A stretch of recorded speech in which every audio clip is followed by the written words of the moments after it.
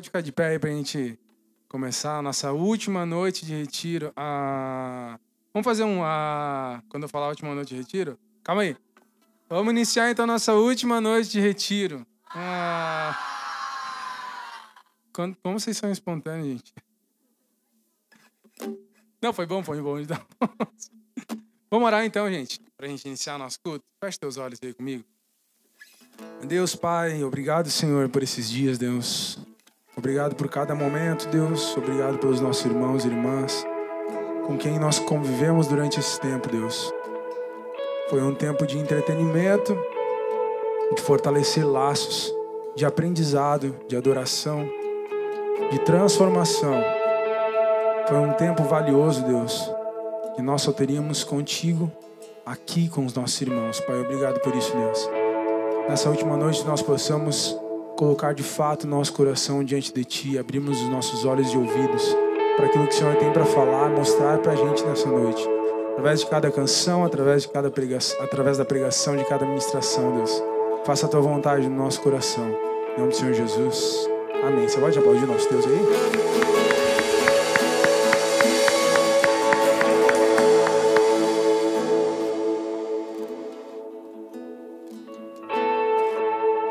Grato sou, então, gente. Com certeza nós somos gratos por esse tempo, por tudo, na verdade, que Deus faz na nossa vida.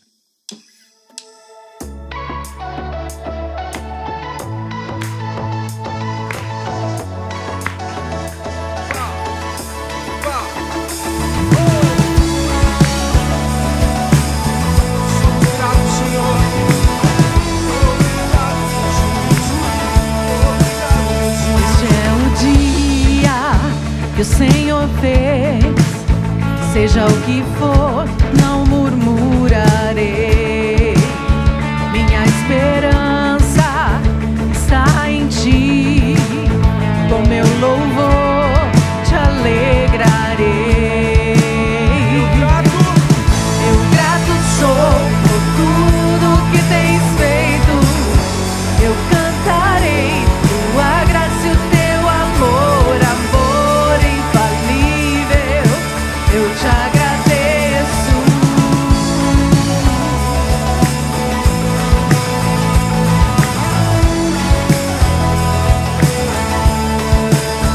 Caído estava e me resgatou e me firmou em Ti, Jesus.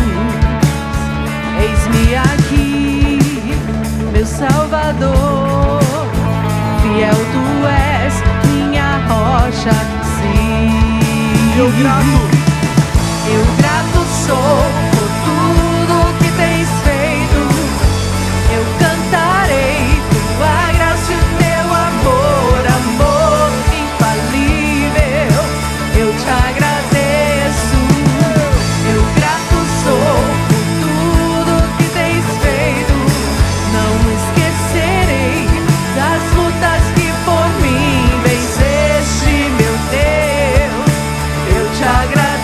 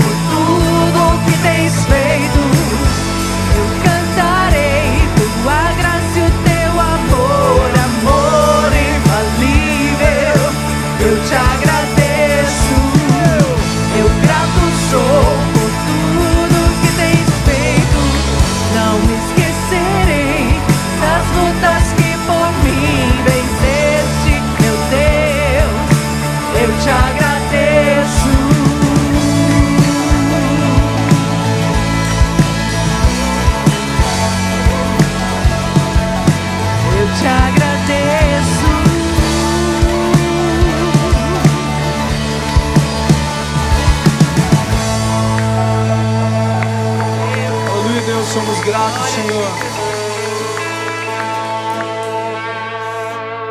Nossa gratidão está diretamente ligada à graça dele.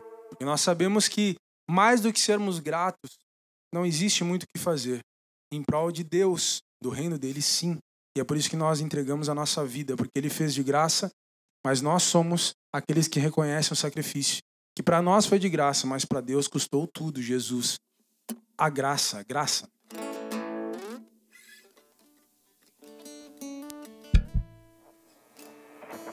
Essa vocês conhecem, gente.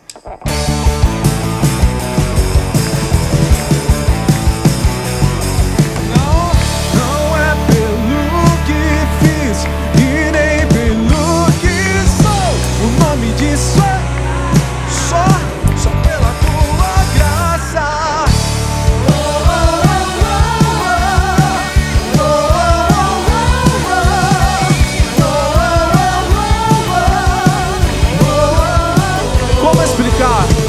Como explicar a tua graça? Se ela é tudo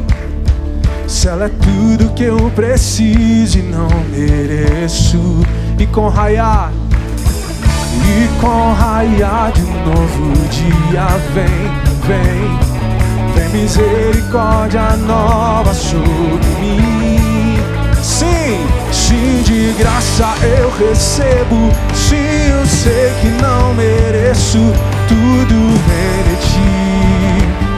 Certamente que a bondade e também misericórdia vem atrás de mim.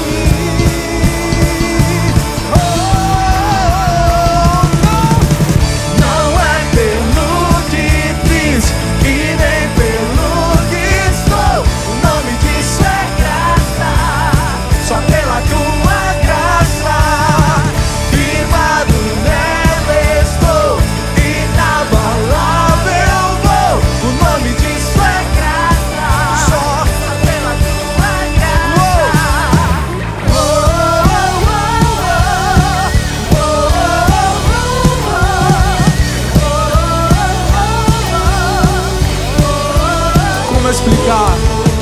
Como explicar a tua graça? Se ela é tudo que eu preciso e não mereço. E com raiar de um novo dia vem misericórdia nova sobre mim. Sim, de graça eu recebo. Sim, eu sei que não mereço, tudo vem de ti. E a bondade, canta a bondade. Certamente que a bondade e também misericórdia vem atrás de mim.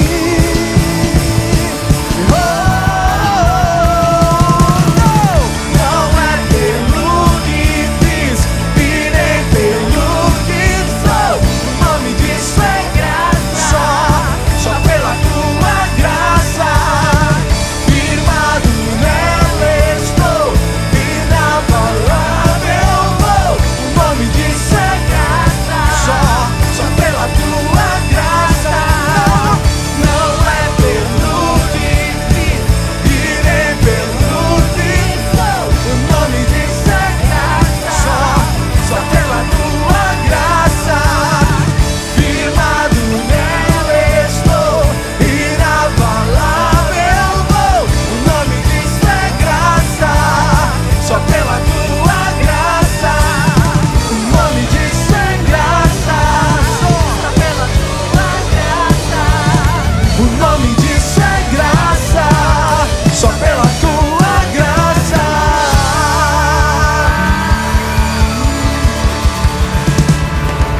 Aleluia.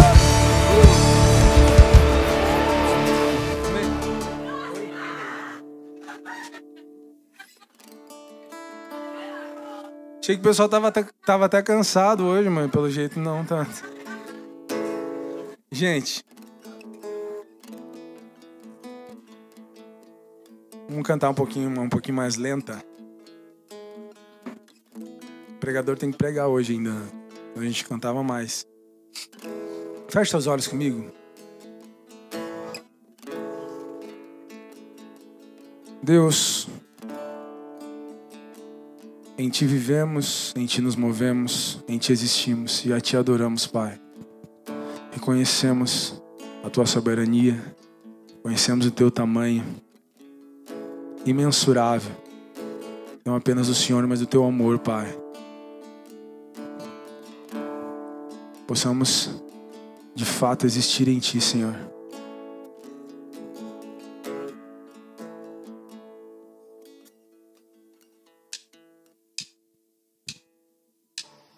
Uma vida longe de Ti, és a fonte de tudo que há De bom,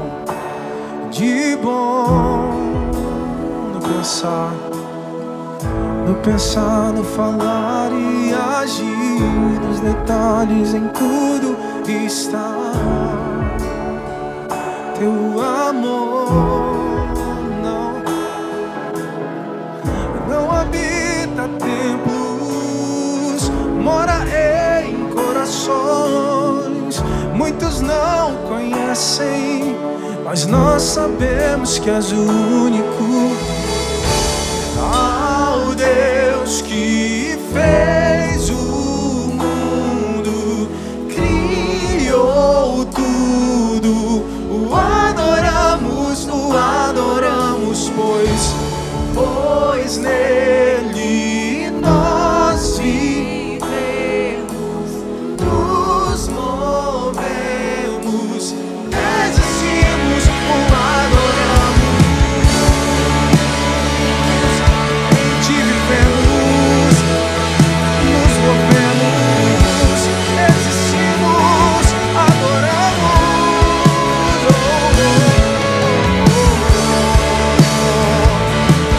Em Ti, Senhor. Não há vida longe de Ti, és a fonte de tudo que há. De bom no pensar, no falar, e agir, nos detalhes, em tudo está Teu amor. Não habita templos, mora em corações. Muitos não conhecem, mas nós sabemos que és o único Deus. Ao Deus que fez o mundo, criou tudo, o adoramos, pois nele nós vivemos, nos movemos, existimos, o adoramos. Ao Deus que fez o mundo, criou, o adoramos, pois nele nós vivemos, nos movemos, existimos, o adoramos.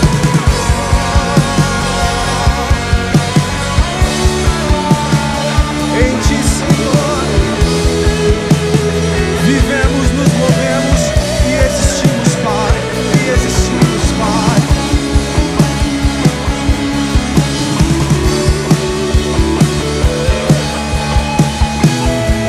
As vozes não habita templos, mora em corações. Muitos não conhecem, mas nós sabemos que és o único.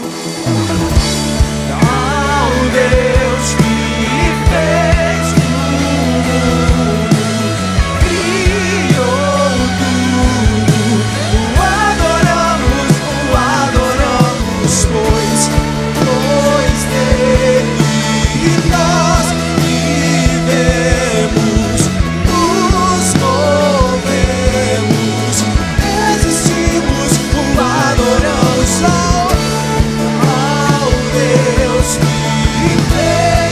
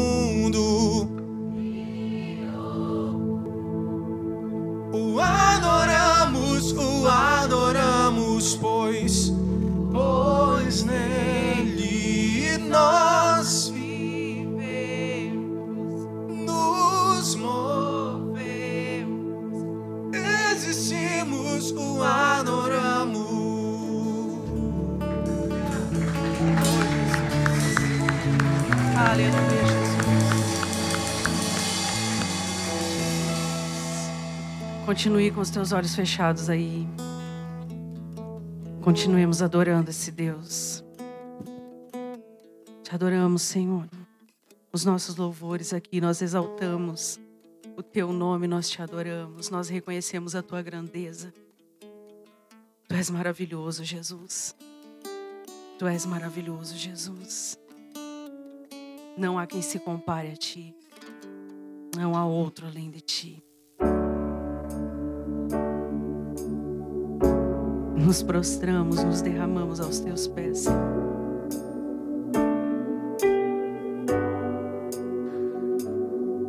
Tu reinas no trono dos céus, a criação se prostra aos teus pés. Tu reinas vestido de glória, os anjos te adoram aos teus pés. Para sempre governarás, teu reino não passará. Ó Santo Deus, fico maravilhado. Tu és muito mais do que eu possa expressar. Ó Santo Deus, quebra o vaso de alabastro sobre o Deus que sabe me maravilhar. Tu és totalmente amável, tesouro desejável que eu procuro. Tu és o fogo apaixonado, eu sou do meu amado e tu és meu. Pra sempre governarás, teu reino não passará. Ó Santo Deus, fico maravilhado. Tu és muito mais do que eu possa expressar. Ó Santo Deus, quebra o vaso de alabastro sobre o Deus que sabe me maravilhar.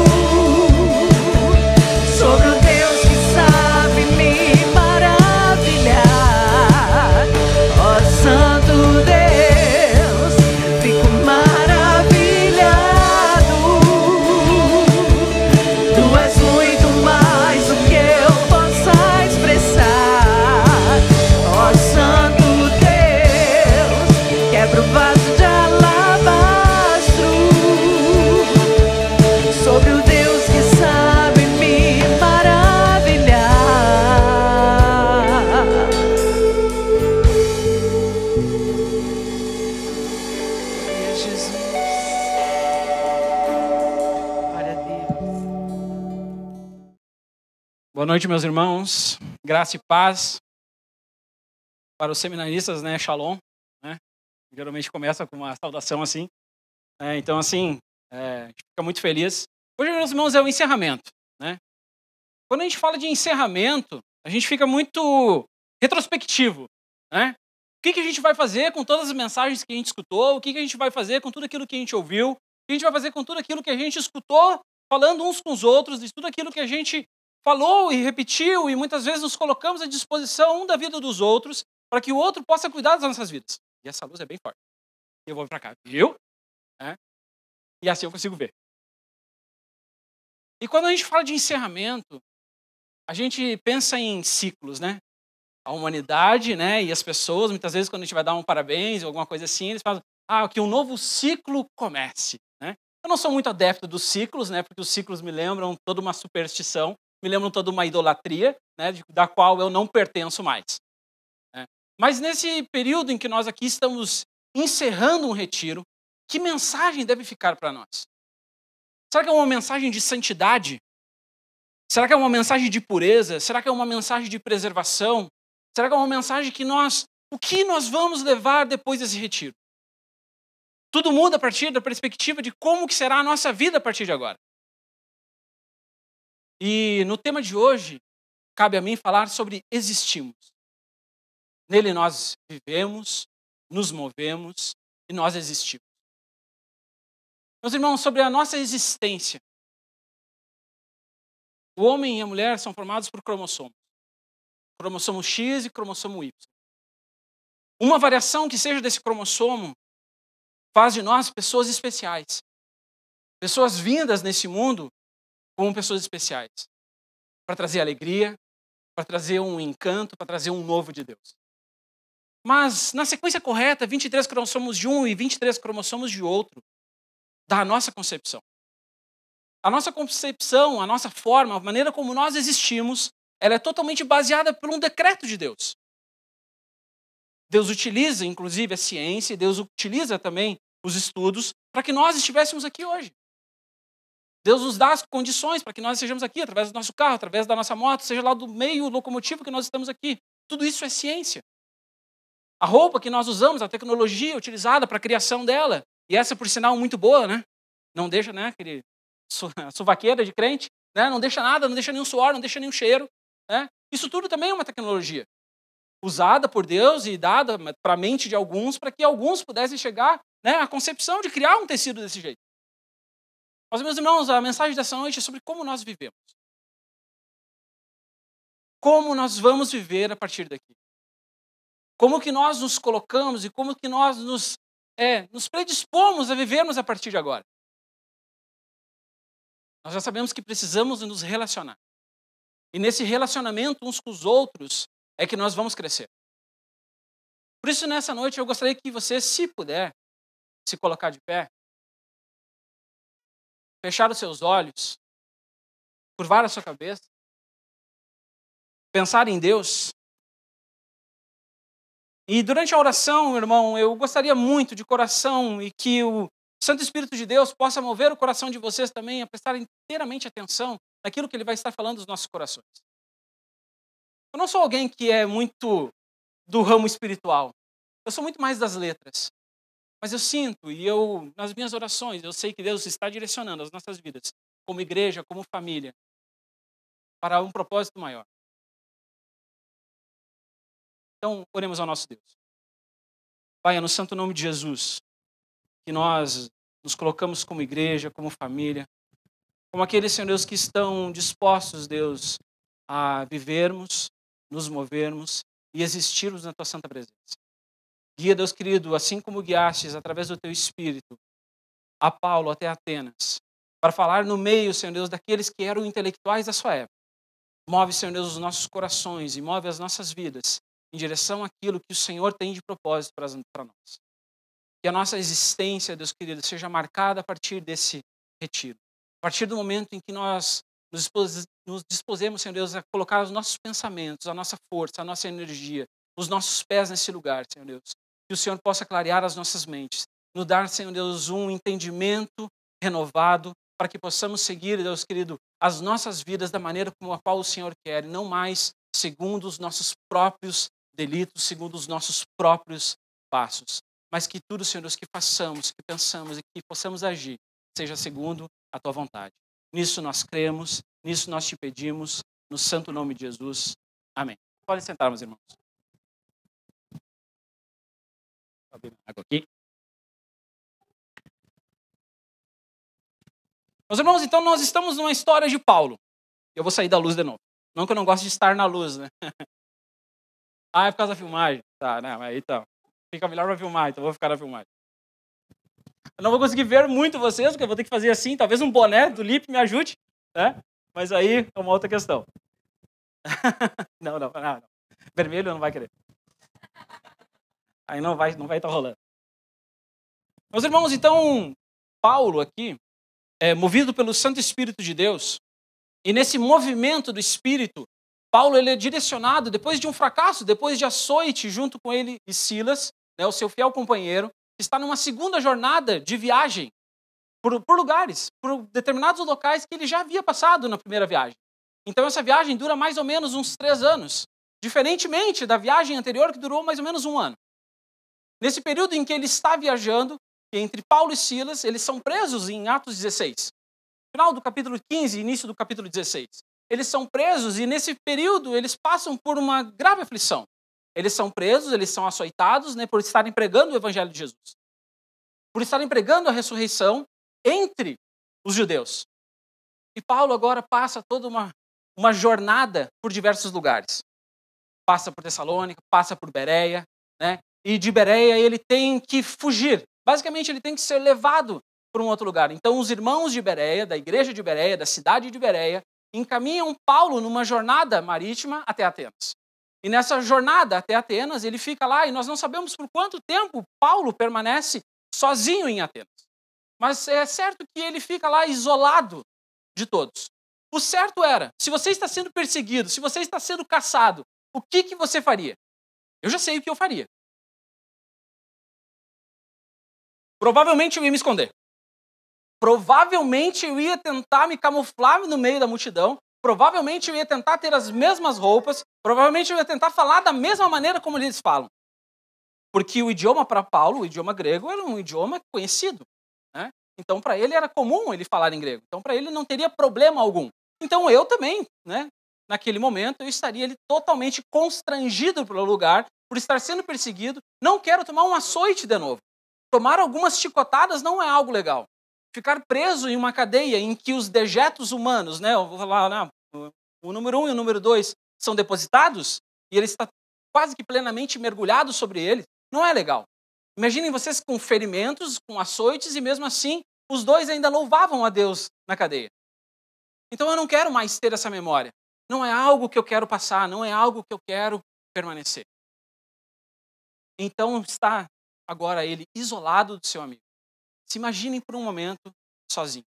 Sabe, meus irmãos, muitas vezes nós estamos sozinhos. Aidan Wilson Tozer, ou A.W. Tozer, tem uma seguinte frase, que eu peguei ela para mim há muitos anos. Os santos andarão só. A sós com Deus. E ele é a primeira vez em que Paulo está só. É a primeira vez em que Paulo, depois de já convertido, depois de ter passado 13 anos em um deserto, ele se vê novamente sozinho. Muitas vezes, meus irmãos, nós estamos sozinhos perante a luta. Os nossos amigos nos abandonaram. Nós, por circunstâncias colocadas por Deus, nos vemos sozinhos. Porque Deus, na solidão, quer ter um relacionamento conosco. A gente não fala muito de relacionamento dentro da igreja. A gente fala muito mais de relacionamento entre irmãos. Mas o nosso relacionamento pessoal com o nosso Deus. E Deus novamente coloca Paulo em solidão. Coloca Paulo recluso num local onde ele não conhecia ninguém. E como de costume, né, de Paulo, em não conseguir ficar quieto, em ser alguém que é imperativo, ele começa a andar pelas cidades. Ele começa a andar por Atenas e ele vai no sábado até a sinagoga.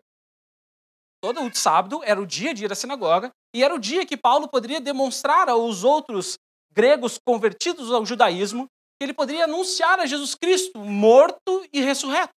Porque essas eram as boas novas do Evangelho. Aquele a qual eles esperavam no Velho Testamento inteiro era aquilo que Paulo começava a anunciar. E Paulo segue anunciando na sinagoga de Atenas, uma só sinagoga, e nesse lugar ele começa a ir todos os sábados.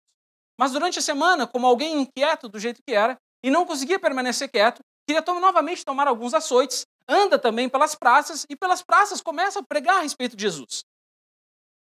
E ele prega a respeito de Jesus com tanta veemência, e nós não sabemos por quanto tempo isso ocorre. Mas é fato que ele, de tanto pregar, ele chama a atenção do povo. Ele chama a atenção dos atenienses. E não somente dos atenienses, porque Atenas, aqui, é um local onde iam estudantes da Roma inteira. Então, do Novo Mundo, ou do mundo antigo, né, todos iam até Atenas para estudar. Era um centro acadêmico. Então, nós tínhamos muitos jovens ali. E não sei se vocês já viram a República perto da URGS, em Porto Alegre. Já foram? Eu fui recentemente, faz um tempinho, na verdade não é tão recente assim, eu fui num barzinho perto da URGS. Com meus colegas de trabalho, vou deixar claro. Né? Fui num barzinho, eu comecei um zoom aí. Né? Então eu fui num barzinho, né, junto com meus colegas da empresa que eu trabalho, né, e eu estava lá junto com eles, né, e, cara, começou a entrar aquele bando de médico dentro do negócio. Mais uma galera, e tu viu que os caras eram médicos. Os caras têm porte médico, tá? Os caras têm porte de médico. Os caras são bonitos, as mulheres são bonitas, né? Mas aí a gíria começa, né? Começou um carioquês daqui, começou, né? Nada contra, né? Mas eu tava no meio, então só para explicar, né? Então eu tava ali e eles falando tudo em jargão médico, cara. Num linguajar que eu não compreendia. E eles estavam ali, conversando entre todos eles. Daqui a pouco chega o dono do bar. Sabe o dono do bar? Dono do bar. Um cara carismático, um cara de boas. Como ele tá ali há muitos anos naquele mesmo bar, ele tinha o mesmo linguajar dos médicos. Cara, ele era fantástico. Ele conseguia chegar na mesa dos caras, falar da mesma coisa que eles estavam falando, conseguir sentar do lado dos caras e conversar. É mais ou menos quando eu vi esse homem, eu ficava lembrando de Paulo. Cara, Paulo era exatamente assim. Conseguia chegar em determinado local e conseguia cativar a todos na maneira em que a qual ele abria a sua boca e todos paravam para escutá-lo. É exatamente nesse cenário que Paulo está inserido. Paulo sozinho, depois de longos açoites, durante um período em prisão, durante um período de perseguição, porque nas duas outras cidades que ele estava, novamente perseguiram ele de novo, não só perseguiram, como eram pessoas pagas. Não era para dar um carinho, irmão. Não era para dar um carinho, não era para dar uma mãozinha no rosto, não, era para me dar com força. Era para bater realmente em Paulo. Era para tentar impedir que Paulo pregasse a respeito de Jesus. E os irmãos ali de Bereia, direcionam Paulo, então, para um lugar remoto. Silas e Timóteo permanecem no local. Eles não são presos, não acontece nada com eles, ou a história, pelo menos, não conta. Mas aqui, o interessante é que em Atos, capítulo 17, vocês sabem quem escreve Atos? Lucas. Lucas era um médico. Lucas aqui, ele está retratando um episódio de maneira sucinta, de maneira rápida, de maneira incisiva, como todo médico é incisivo, é direto. Então, o vocabulário de Lucas aqui é um vocabulário direto, é um vocabulário reto. É algo que ele quer demonstrar com maior exatidão. E no momento em que Paulo aqui novamente se vê sozinho, pregando sobre as ruas, chegam algumas pessoas perante ele e o convidam para ir a um tal de Areópago. E Paulo, movido pelo Espírito Santo, movido pela ansiedade de falar a respeito de Jesus, ele quer saber que tipo de lugar é esse. E ele vai até o Areópago. Esse Areópago é um local dedicado ao deus Ares. Quem conhece o deus Ares, o deus grego? Quem lembra? Quem olhava o filmezinho ou o desenho do Hércules, né, vai lembrar do deus Ares, o deus da guerra. Né? Então ele ficava num local mais alto da cidade. E ele chega nesse local, numa rocha mais alta da cidade, e lá estão outras pessoas, que é um círculo de pessoas que ditam as regras culturais, as regras filosóficas, a regra da religião, e esses são Areopagitas. E os Areopagitas ali são pessoas que têm um título, então Areopagita é um título, assim como também é um local. E nesse local as pessoas querem saber a respeito daquilo que Paulo estava ensinando, porque para eles era algo extremamente absurdo ouvir alguém falar a respeito de alguém morto e ressurreto. parecia alguém que era como um tagarela. O Maurício falou muito bem ontem a respeito sobre tagarela.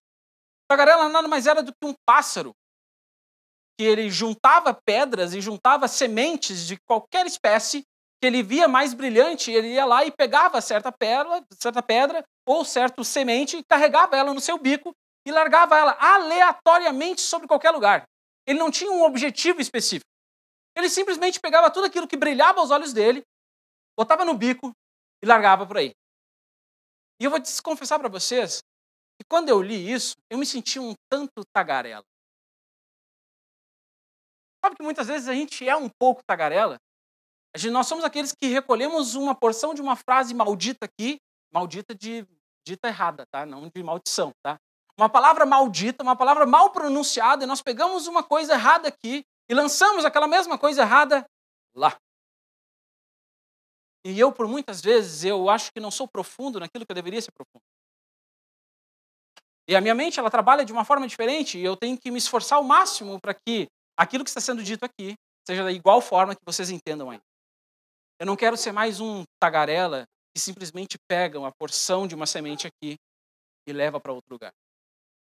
Eu não quero ser raso em determinado assunto.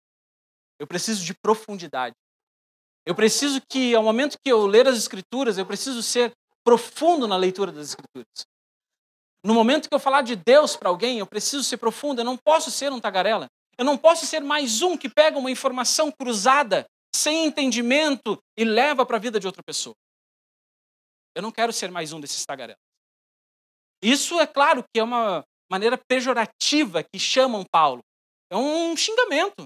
É a mesma coisa que dizer, cara, tu pega simples informações, traz essas informações sem contexto e quer aplicar para nós aqui, nós que somos atenienses, nós que adoramos o culto ao corpo, nós que temos as melhores filosofias, as melhores escolas filosóficas. Você quer simplesmente pegar essa porção de algo que você trouxe de um outro local, quer trazer para as nossas vidas. Então tem só mais um que quer trazer como um tagarela.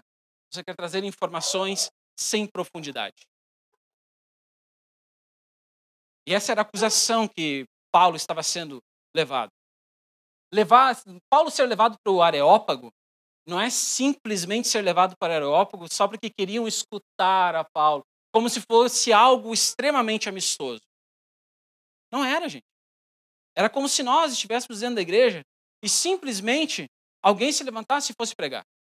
Alguém que nós não conhecemos, alguém que está visitando pela primeira vez a nossa igreja, alguém se levanta, pega o microfone e começa a lançar as suas tagarelices. Nós, por termos um pouco de vergonha na cara, não muita, provavelmente tiraríamos o microfone dessa pessoa. Não deixaríamos que ela falasse. Deixaríamos ela para um momento propício, reuniríamos com ela, provavelmente nos reuniríamos com ela, tiraríamos essa pessoa para perto e vamos ver que tipo de coisas as pessoas têm para falar. O que de fato você quer falar? E é isso que eles levam Paulo. Levam Paulo no Areópago, e levando ele no Areópago, Paulo começa a destrinchar de uma revelação geral para uma revelação especial. E aí aqui tem que participar da aulinha da escola bíblica, né, de bibliologia, né, para saber, de hermenêutica, para saber o que é revelação geral para revelação especial. Mas como a gente está num culto, e eu sou um cara que gosta de trazer umas determinadas coisas sobre ensino, eu vou falar aqui. Imaginem, meus irmãos, que na Grécia, em Atenas, não tinha ninguém ali que fosse judeu. Alguns poucos convertidos ao judaísmo eram gregos. Possivelmente deveriam ter uma comunidade bem fraca de judeus ali. No máximo dos máximos, umas 50 pessoas. Isso assim, exagerando de um absurdo, tá? E de muitos gregos e de muitas pessoas forasteiros que vinham, né, para estudar ali, alguns romanos e alguns lugares, de outros lugares. Vinham até ali e começavam a estudar. E Paulo estava nesse lugar, no Areópago. E ele, como é que eu vou falar para gente que não é judia, que não é judeu, que não é da minha classe? Como é que eu vou explicar a respeito de Deus para esse povo? Porque eu preciso ensinar a respeito de salvação, eu preciso ensinar a respeito de Jesus, né? Já que eu disse que ele é um Jesus ressurreto, alguém que veio para padecer e para levar a multidão de pecado das pessoas e levar as pessoas a uma salvação. Eu preciso apresentar, então, Deus de uma maneira. Então, Paulo começa a revelar Deus a partir de uma revelação geral. Então, ele começa a apresentar que Deus é quem formou todo homem e tudo o que existe na Terra. Indo em contradição aqui com os filósofos da época. Então, eu não vou entrar muito nos filósofos, né? Senão a gente pode ultrapassar muito tempo. Mas existiam basicamente 3 classes filosóficas na época em que Paulo está levando o evangelho ali. Mas ele precisa levar para as pessoas, e é engraçado que ele não fala de Jesus direto.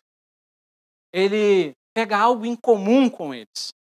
Então Paulo, de tanto rodear o local, de tanto andar pela cidade de Atenas, ele acaba vendo vários e vários locais de adoração.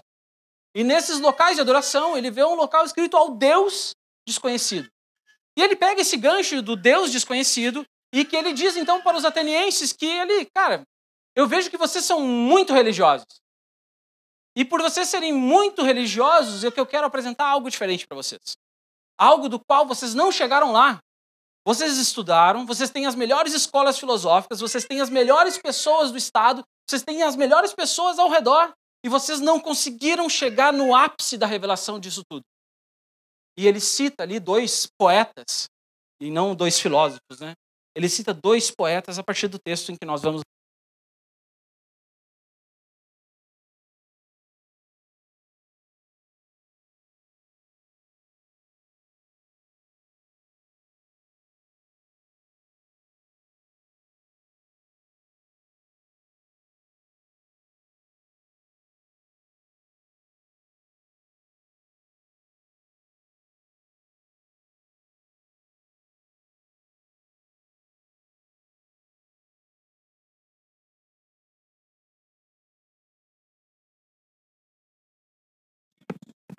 Alguns dos poetas de vocês disseram.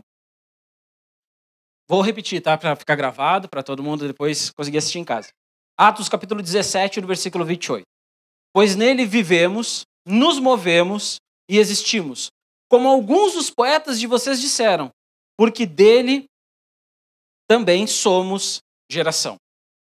Paulo faz aqui uma citação de um dos poetas existentes, não da geração deles, mas da geração passada, 600 anos antes dele estar ali. 600 anos antes dele estar ali, ele faz uma citação. E essa citação é porque dele também somos a sua geração, ou somos a geração. Paulo está citando um dos poetas, um dos gregos, dizendo o seguinte, cara, até mesmo o de vocês, até mesmo os poetas de vocês, eles conheciam esse Deus. Eles falavam a respeito desse Deus. Não com profundidade, mas sim eles conheciam a natureza de quem Deus era. Então, nós todos somos feitura dele, nós todos somos aqueles que existimos a partir de Deus. E aqui começa a apresentação de Paulo.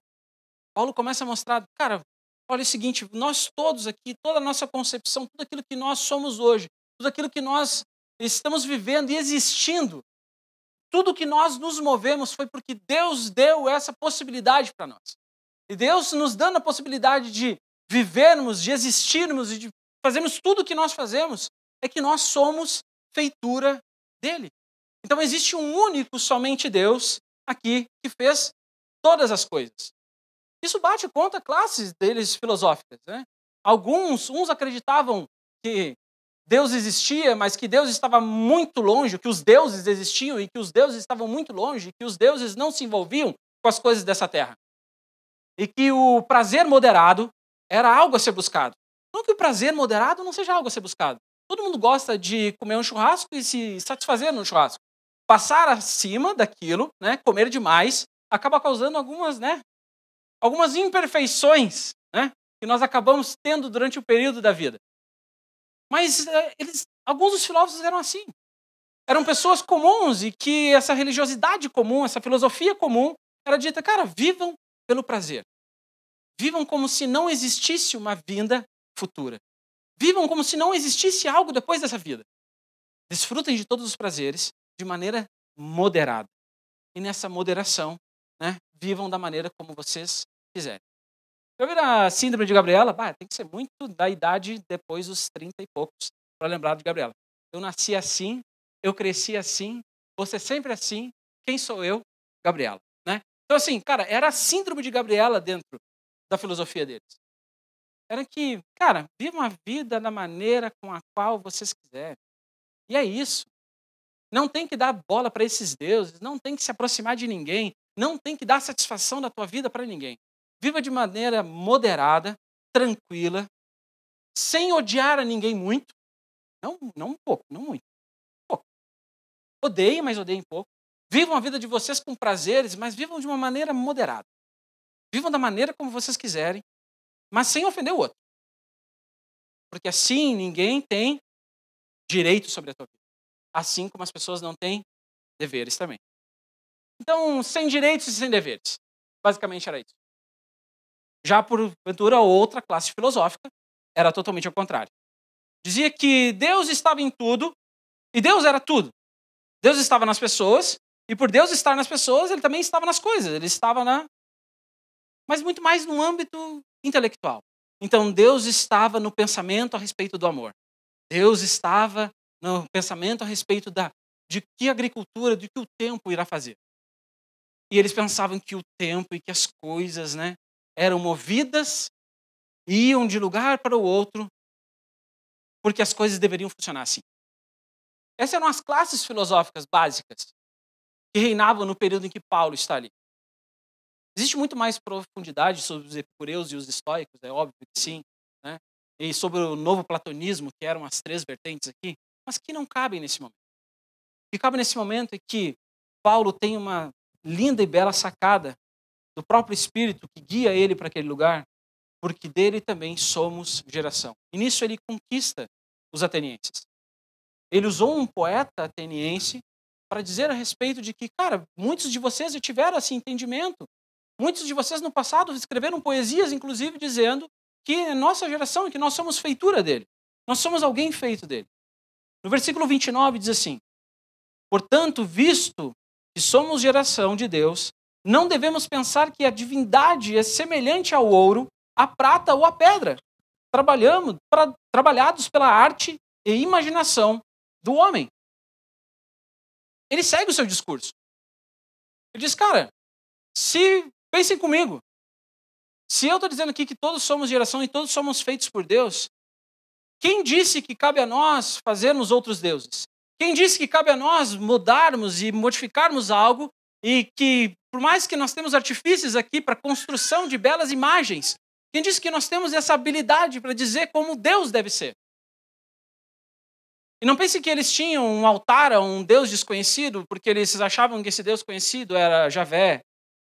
Não, é porque dentro da cultura deles não poderia caber algo que não fosse esquecido simplesmente um desses deuses. Mais ou menos aqui dentro dessa época ateniense, eram mais ou menos 30 mil deuses. Um Deus para cada coisa, um Deus para cada dia da semana, um Deus para cada estrela, um Deus para cada sol e assim vai. Um Deus para a agricultura, um Deus para o amor. Cara, 30 mil deuses. E eles não poderiam esquecer de um somente. Porque se eles esquecessem de um, eles achavam que a ira daquele Deus ia cair sobre eles. Ou que Deus não ia atender, aquele Deus não ia atender eles. Então, para deixar bem claro, vamos fazer alguns altares. E esses altares a um Deus qualquer. A um Deus desconhecido, a um Deus que nós não conhecemos. Vai que a gente peca pelo excesso. Né? Então vamos pecar pelo excesso. Vamos fazer um altar e vamos colocar lá ao Deus desconhecido. Por quê? Porque nesse panteão de deuses, eu não posso deixar nenhum deles sequer descoberto. E vamos levar as nossas ofertas aos nossos deuses. Então eu levo as minhas ofertas a Deus do amor, eu levo as minhas ofertas ao Deus do sol, eu levo as ofertas ao Deus da ira, e assim eu vou. Mas eu também deixo as minhas ofertas a um Deus desconhecido. Eu deixo ali porque, né, vai que ele não me descobre, vai que ele vê que eu não fiz nada a respeito dele. Então, era servido ali a um Deus desconhecido. Portanto, visto que somos geração de Deus, não devemos pensar que a divindade é semelhante a ouro, a prata ou a pedra, trabalhadas pela arte e imaginação do homem. Deus não levou em conta os tempos da ignorância, mas agora ele ordena a todas as pessoas e em todos os lugares que se arrependam. Então, meus irmãos, agora que vocês já sabem a respeito de que não construam outros deuses para vocês, que vocês não têm habilidade suficiente, que a gente não tem natureza suficiente, que a gente não tem inteligência suficiente para construir alguma coisa. Não façam nada disso. Vocês não têm essa habilidade. E não tendo essa habilidade, Deus não leva em conta os tempos da vossa ignorância. Sabe que muitas vezes, meus irmãos, a gente usa esse texto de uma maneira equivocada. A gente usa esse texto dizendo o seguinte para alguém que é não convertido. Cara, Deus não vai levar em conta todo o tempo que tu passou fornicando com quem não deveria fornicar. Deus não vai levar em conta todo o tempo que tu disse e falou mal a respeito do teu pai e da tua mãe, que tu desagradou teu pai, que tu desagradou tua mãe, que tu fez e falou mentiras. E o grande pecado aqui é que muitas vezes a gente acha que vindo para a igreja, a gente não precisa pagar a respeito daquilo que nós cometemos antes. O Homem Gol tem uma história, eu estava com ele. Posso comentar? Da melancia? Da melancia é ótimo, né? Cara, a gente tinha uma banquinha na entrada das Finas Piratini, na entrada da Orvisa. Tinha uma banquinha ali que vendia melancia. Cara, eu não sei porquê, cara, não sei por que motivo. Já crente, não era crente ainda, né? Tava vindo. Eu não sei porquê, cara, a gente estava chegando e a gente achou por melhor roubar uma melancia de madrugada. Baita ideia. Vou comer um gordinho, né? Uma Magali. Cara, a gente viu aquela melancia nos olhou e, cara, tava fechado. Era de noite, era de madrugada, sei lá que hora era aquilo. E eu não sei se tinha mais gente junto, eu só lembro do Amengal e eu. A gente já era crente, cara. Ia na igreja, diferente, né? Eu não enxergo isso aqui, cara. Agora sim, né? Eu ia na igreja. Cara, a gente teve a brilhante ideia de roubar a melancia. E a gente roubou a melancia. A gente comeu a melancia, a gente jogou a melancia pra cima, jogou a melancia um no outro. A gente fez o que tinha que fazer com aquela melancia. Era o Deus da melancia. Cara, e o nosso maior erro, eu lembro que depois o Homem-Gol foi pro seminário e uma das vindas dele, demorou bastante para ele vir, acho que demorou mais de um ano para vir, né? Mais de um ano. Eu lembro que, para quem não sabe, eu conheço o Homem-Gol desde muito tempo, né? A gente evangelizava junto na cidade, de madrugada. Alguns bêbados passaram pelos nossos evangelismos. Algumas melancias também, né? Não, mas foi só uma vez. O constrangimento foi grande depois, né? Mas a gente achou por bem, sei lá, a gente roubou uma melancia, não ia fazer falta, era, sei lá, uma melancia pequena, a gente comeu melancia, jogou melancia no outro, fez tudo. E o Homem-Gol foi pro seminário, e por confirmação de Deus, inclusive, né? E revelação de Deus. E eu fiquei. E talvez surpresa para alguns, mas eu sempre quis ser um seminarista. Sempre quis. Sempre tive a ideia fixa de fazer seminário. Porque eu via que todo mundo que fazia seminário saía legal. Bem na fita. Não permanecia alguns, né? Mas a grande maioria permanecia bem na fita. Eu falei, cara, é legal esse negócio. De ir para um outro país, falar um outro idioma, né? E o Homem-Gol volta depois daquele um ano e pouquinho. Não lembro se foi um ano e meio. E ele falou um negócio para mim um dia. Cara, eu preciso fazer um negócio. E ele não tinha dinheiro. Nunca tinha dinheiro, miserável. Nunca. O bicho nunca tinha dinheiro, cara. Cara, o que tu tem de moeda, o que tu tem de dinheiro, sei lá, eu tinha uns 10 reais em moeda, uma coisa assim, sei lá. Tinha um, como diz a minha avó, tinha umas nicra no bolso, tá? Tinha umas moedinhas ali, tinha uns negócios, e a gente saiu, cara. E a gente começou a caminhar, e eu falei, o que esse louco tá fazendo pro lado da vila? Porque geralmente a gente ficava ali pelo reduto do centro, né, lá pra casa dos meus pais e tal. E ele já veio muito diferente do seminário. Já era um cara que despontou muito além dos outros, e era absurdo. Eu lembro que ele chegou e, cara, vamos, tu tem dinheiro aí? Ah, a gente catou ali as minhas moedas. Ele roubou também. Aí, a gente catou as moedas, cara, e a gente foi em direção ao local. E o Homem-Gol chegou e falou, cara, eu sou seminarista. Não lembro se era um senhor ou se uma senhora, tu lembra? Uma senhora, né? Nem era ela mais, né? Era ela ainda. É. E aí chegou pra ela e falou, ah, eu sou seminarista, não sei o quê, tô vivendo propósito pra Deus, aquela coisa toda de seminarista, né? Deu um shalom no início, shalom, né? Aí falou, cara, tô vendo esse negócio aqui, e nesse negócio eu gostaria de falar que eu roubei, esse rapaz aqui, eu... Ah, quem, né? Já podia ser preso, violentamente preso. Eu, filho do seu Demir, da dona Terezinha, jamais farei. Jamais. Cara, mas a ideia de tudo isso é que ele falou algo muito, muito importante para mim. Ele falou, cara, não é porque a gente encontrou Jesus que a gente não deve ir lá e reparar os nossos erros. Reparar os nossos pecados. Isso ficou gravado para mim. Além da história ser legal, ser engraçada, isso ficou gravado para mim. Foi aquilo que foi de mais importante. E ele foi embora.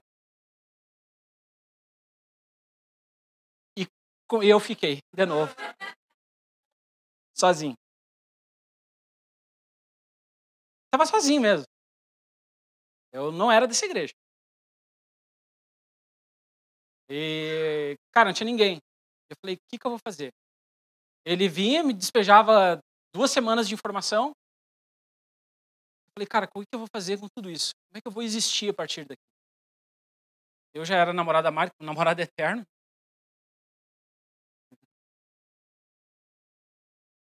Já era um namoro eterno. E a gente sempre pensava, cara, a gente não pode cair na tentação. Que todo mundo dizia pra gente que a gente já tinha feito. E você sabe o que eu tô falando. E a gente lutou muito por isso. Para que fosse um casamento futuro abençoado por Deus. Não só porque ser abençoado, é porque é o certo a fazer. Era o correto. Que honraria a Deus fazer isso.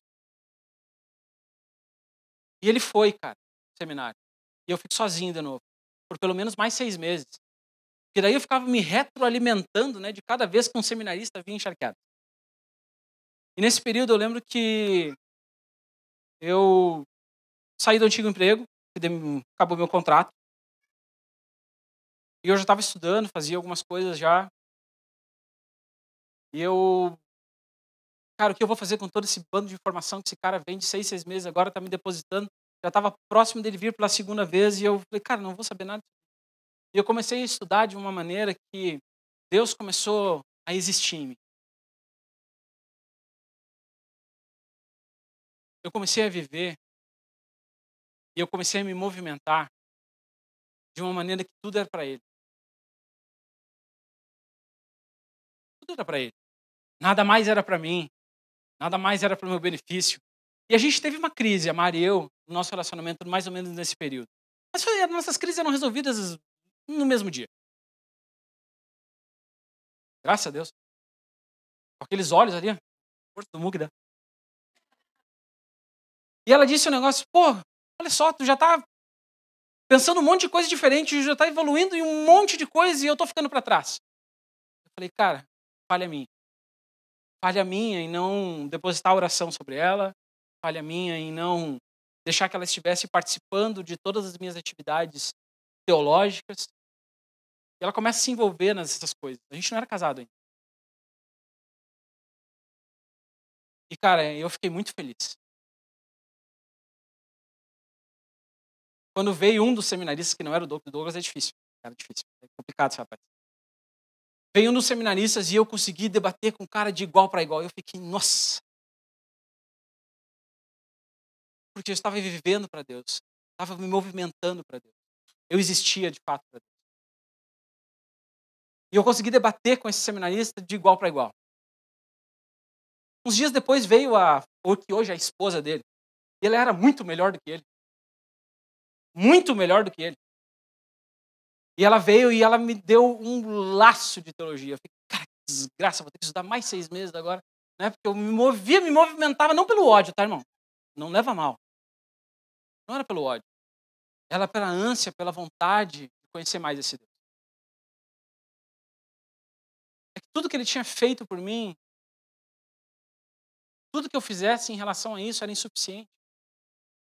E o mais louco de tudo é que até hoje continua sendo insuficiente. Tudo que eu faço, tudo que eu movimento, tudo que eu tento evoluir e existir dentro de mim, não consegue ser suficiente mediante aquilo que ele fez por mim. Eu nunca vou conseguir pagar isso.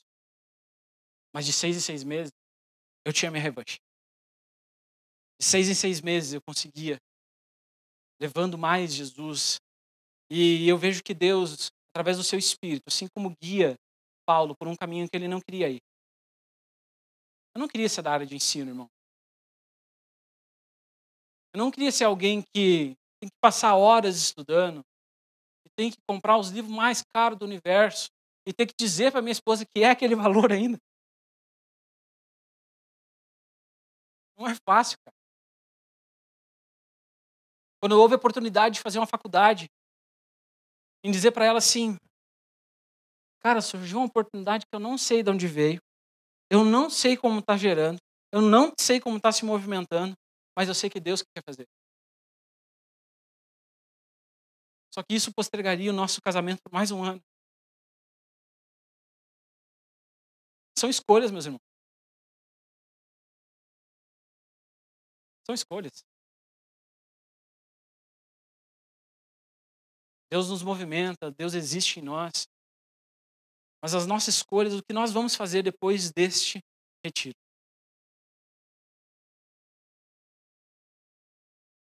De que maneira eu vou tratar o meu pai, a minha mãe, os meus colegas, os meus irmãos na igreja? Como é que eu vou trabalhar com os meus amigos do Teams? Como é que eu vou trabalhar com o pessoal do DK? Como é que eu vou viver isso, cara? Se não for a força dele me movimentando, fazendo com que a minha existência se torne razão para a vida dele. É tudo por ele, meus irmãos. Poderia despejar aqui um monte de teologia. E eu confesso para vocês, geralmente eu sou razoavelmente bom em decorar as coisas. Mas eu não via Deus me movimentando para isso hoje.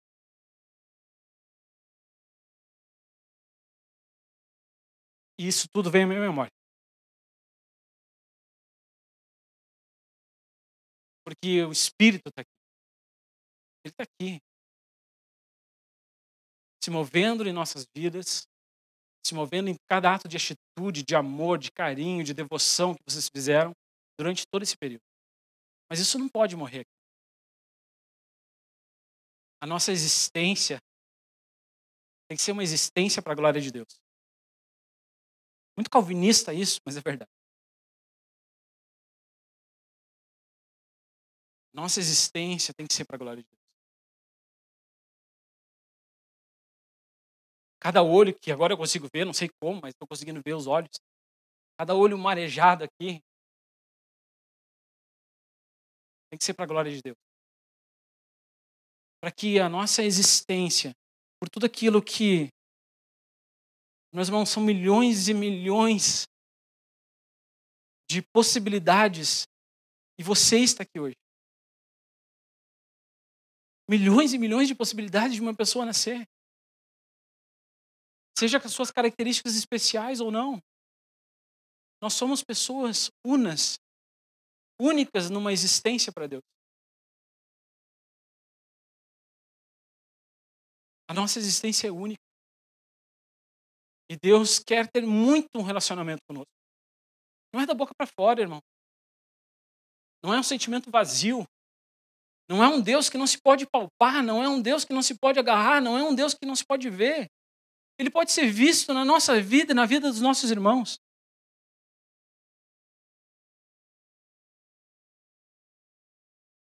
Paulo encerra a sua pregação e muitas pessoas são contrárias a Paulo. Nenhum daqueles das classes filosóficas, nenhum daqueles que eram os bambambãs da época, os melhores, aceitaram a mensagem de Paulo.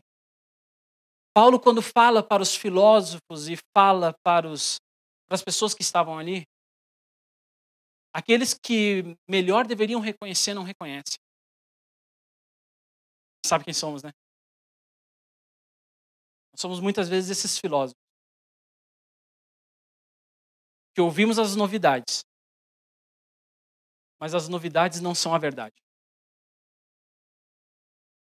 Nosso coração está sempre movido por uma novidade, por querer saber algo diferente, por querer ter conhecimento, por querer ter aquilo. e a gente se move no sentido errado da coisa. A gente tem que se mover e se mover de verdade e existir de verdade por uma verdade revelada, especialmente através das Escrituras, que é o Senhor Jesus. Paulo não consegue terminar a sua mensagem. Por que ele não consegue terminar a sua mensagem? Ele não fala o centro da mensagem. Ele não consegue falar o nome de Jesus. Ele fala esse homem. Um homem precisava vir e um homem precisava ressuscitar para apagar a multidão de pecados. E quando ele fala isso, ele é interrompido abruptamente. Mas algumas pessoas que estavam ali, inclusive um dos aeropagitas, Dionísio, e uma mulher, e não sabemos por que uma mulher estava aqui no Areópago, não era um local para mulheres. E não é Damares, é Dâmaris. Dâmaris e Dionísio são duas pessoas que querem continuar aquilo. E são as duas únicas pessoas citadas.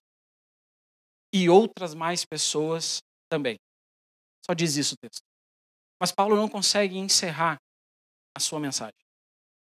Paulo não estabeleceu uma igreja em Atenas.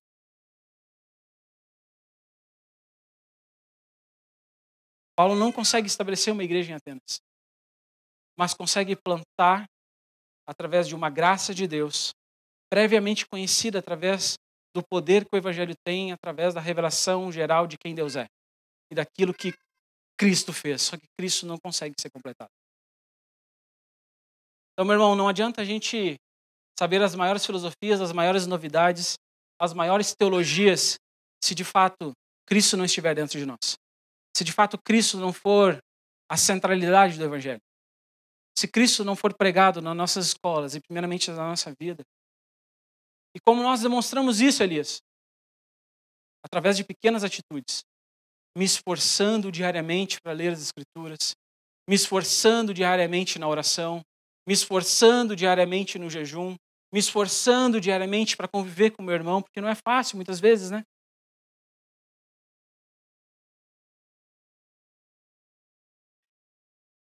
Não é fácil conviver entre igreja. Não é fácil conviver entre pensamentos divergentes, entre pessoas que uma hora te amam e outra hora te tacam uma faca no pescoço. Vou falar para vocês que o inimigo tentou me pegar ali atrás agora. Eu quase queimei o cabelo aqui. Minha cabeça tá cheirando a boa noite. Estava pendurado ali, eu encostei minha cabeça e eu não senti, não queimei, provavelmente, tá? Mas o meu cabelo deve ter dado uma danificada aqui, depois eu dou uma observada, minha esposa dá uma observada. E eu falei, tá, até agora isso? Até aqui, antes da pregação, Satanás vai conseguir de alguma forma tirar toda a atenção daquilo que deveria ser colocado hoje. Lógico que foi um descuido meu, foi uma falta de atenção, não estou atribuindo nada, dessa vez ao Tinhoso, né? Dessa vez não foi ele. Dessa vez foi minha própria ignorância. Mas, irmãos, muitas vezes a nossa ignorância, a nossa falta de percepção, a nossa falta de ver onde Deus está em todas as coisas. Uma vez um dos seminaristas, que agora nem está em nada mais, ele chegou, e ele é de Charqueadas também. Ele chegou e disse uma coisa para mim. Cara, muito legal. Tu fala um monte de coisa legal. Mas parece que falta algo. Cara, tinha um monte de coisa efervescente na minha cabeça. Um monte de teologias na minha cabeça. Um monte de pensamentos diferentes na minha cabeça. Um monte de coisa para absorver. Mas ele falou, falta algo, cara. Falta tu viver. Falta tu viver de fato somente para isso. E meus irmãos, eu já achava que estava vivendo muito. E a vida com Deus é um viver e viver e viver e viver até que nós venhamos a perecer. E para encerrar, meus irmãos, o texto, para a gente não ser muito longo, versículo 31 diz o seguinte: porque Deus estabeleceu um dia em que julgará o mundo com justiça, por meio de um homem que escolheu. E deu certeza disso a todos, ressuscitando dentre os mortos. Meus irmãos, haverá um dia que a justiça de Deus será implacável. Haverá um dia, meus irmãos, que a justiça de Deus irá nos pegar. Há um dia certo e determinado para cada um. E nós, todos os anos, pelo menos uma vez ao ano, passamos pelo dia da nossa morte.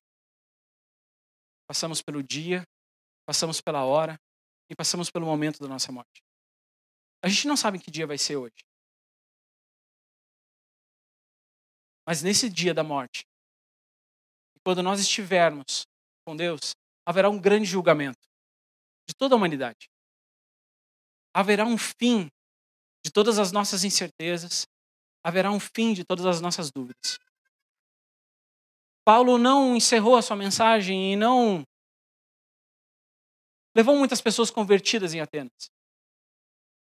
Mas quem precisava ouvir, o Espírito direcionou Paulo para um lugar em que algumas pessoas precisavam ouvir. Nós somos o resultado da pregação de Dionísio. Nós somos o resultado da pregação de Dâmaris. Nós somos o resultado, meus irmãos. Nós somos o resultado de um evangelho que consegue chegar num local totalmente vazio, cheio de superstição, cheio de vazios existenciais. E quem aqui, antes de conhecer Jesus, de entrar para a igreja, não era vazio existencialmente? Tinha um vazio existencial dentro de mim, tão grande, mesmo sendo filho de crentes.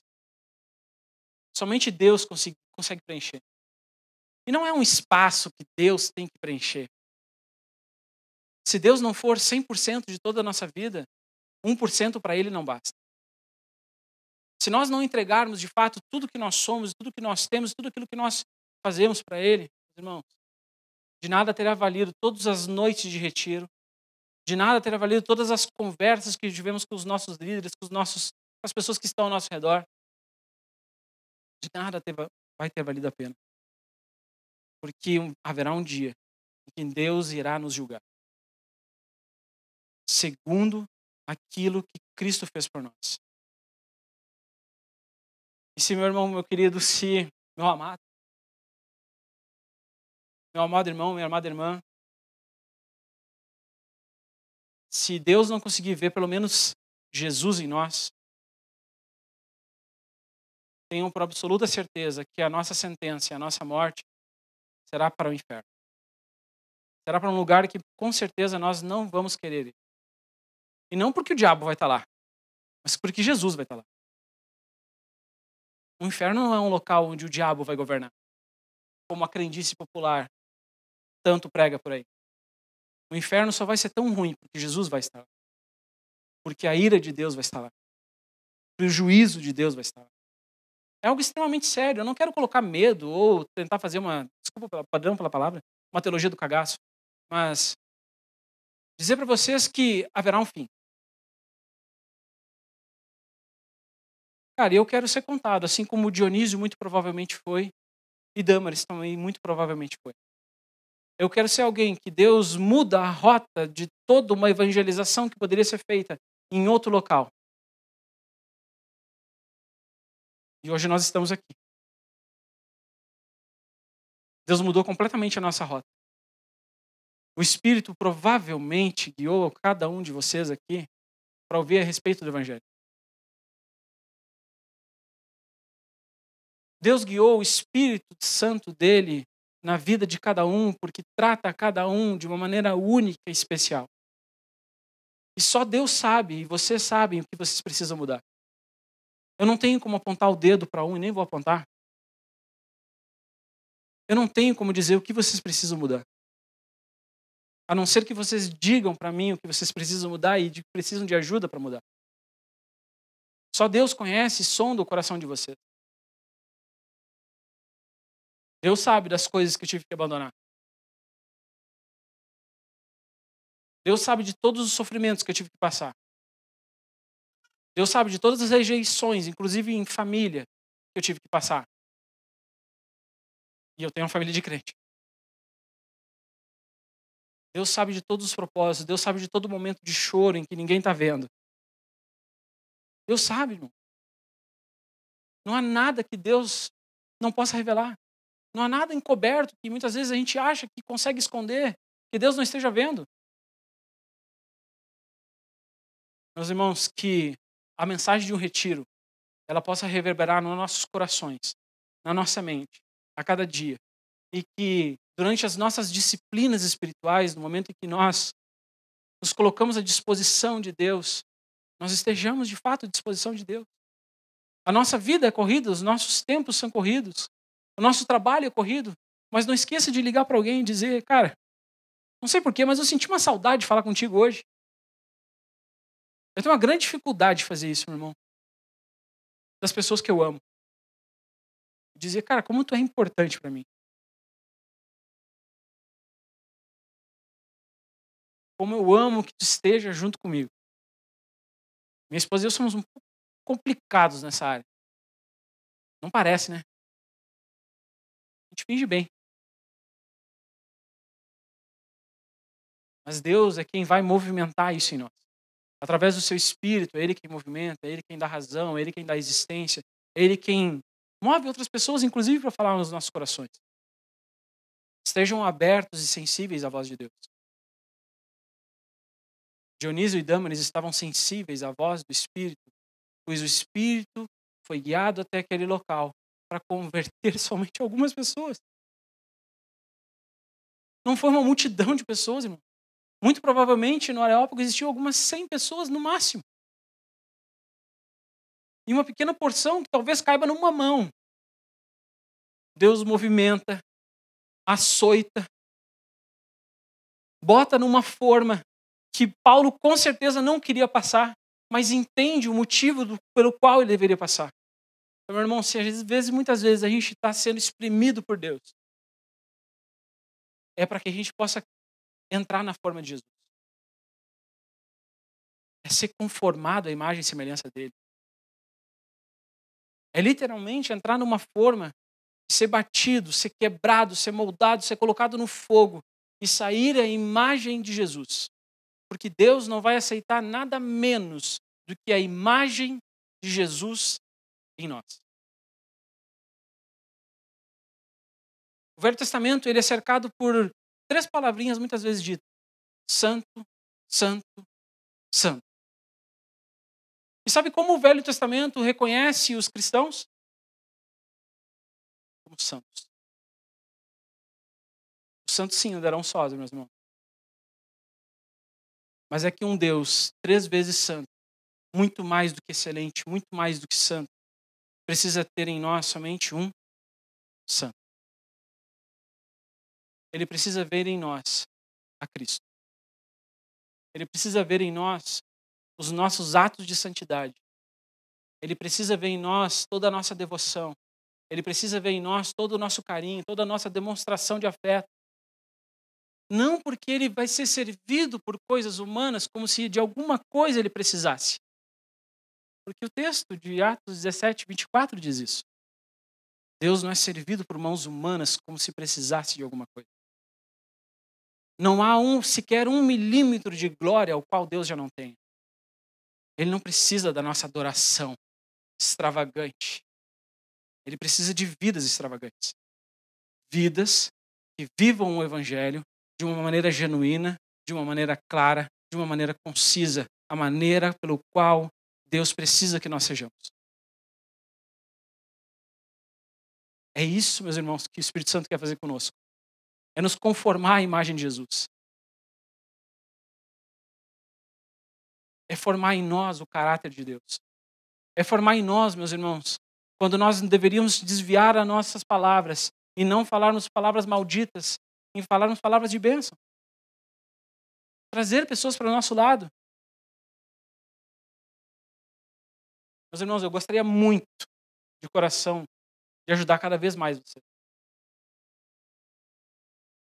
Deus guiou-me pelo seu Espírito contra a minha total vontade para que eu estivesse entre vocês. A minha vontade não era. A minha vontade inicial. Minha vontade inicial não era isso aqui. E, novamente, Deus move alguém de um seminário e me convida para ir numa pregação de um domingo, que é uma igreja com a qual eu disse que eu nunca colocaria os meus pés. E, novamente, Deus usa, através do seu Espírito, a vida do Douglas. O Douglas me convida novamente para ir. Eu venho até a Despertar. E eu encontro Jesus. Vivo nas pessoas. Transbordando nas pessoas. Muitas vezes até meio sem entendimento, meio sem saber que rumo a gente vai. Mas eu vejo Deus guiando o processo. Eu vejo Deus, desses 2 anos, conformando muitas pessoas à imagem dele. As pessoas muitas vezes não dão nada a respeito de nós. E eu não vou citar nomes aqui, para não ser injusto. Mas eu vi o quanto Deus, através do seu Espírito, movimentou várias e várias pessoas para que fossem conformadas à imagem dele. Eu consigo ver o que Deus vai fazer para essa igreja. Eu consigo ver o que Deus vai fazer com essa comunidade de fé. Eu consigo ver as pessoas que serão acrescentadas. Mas eu preciso ver vocês bem. Sabe, saudável, bem nutrido, bem corado, bem alimentado da palavra de Deus. Meus irmãos, é um compromisso que eu fiz com Deus. Enquanto eu estava fazendo essa mensagem,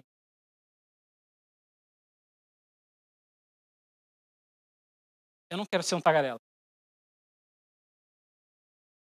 Alguém que só vai bicando de palavra em palavra, não tendo profundidade nas coisas de Deus. Eu preciso ser alguém que mergulha fundo. Porque na profundidade da qual eu vou mergulhar é a profundidade ao qual Deus vai derramar dele em mim. Deus é um Deus que quer se relacionar. E relacionamento requer intimidade. Relacionamento requer uma vida e uma devoção diária. Eu não sei o quanto Deus falou com vocês nessa noite, tem falado durante esses dias. Mas quando eu fiquei pensando no término de mensagem, naquilo que nós existimos, o que move de fato as nossas vidas, é o Evangelho. É o poder de Deus. E que a gente possa ser testemunha para outras pessoas daquilo que Deus pode fazer nas nossas vidas. Através da fé e do arrependimento. Irmão, se há alguém aqui nessa noite que não professou Jesus como seu único e suficiente Salvador, e eu não estou fazendo apelo, não se preocupe. Que no decorrer das semanas, esse Espírito que está falando hoje com você possa insistir, bater, praticamente sacudir vocês, para que vocês permaneçam na mesma unidade, no mesmo Espírito, não dando vozes a pensamentos errados. E muitas vezes, meus irmãos, a gente acha que a gente tem que ser forte e vencer aquilo que a gente não deveria estar fazendo. Mas Deus nos dá condições para que nós, no momento em que formos tentados, nós tenhamos força para resistir aquilo que deve ser resistido. As nossas batalhas, meus irmãos, são vencidas no âmbito da resistência, daquilo que Deus fez por nós, e não daquilo que nós podemos fazer em favor disso. Resistam bravamente. A batalha de Cristo já foi ganha. A gente só precisa permanecer com a espada e o escudo nas mãos. A gente só precisa ficar no território. A gente não precisa conquistar nada, porque Cristo já conquistou tudo naquela cruz. A gente não precisa de nada disso. A gente acha muitas vezes que a gente tem que ter o poder específico, a gente tem que ter o conhecimento legal.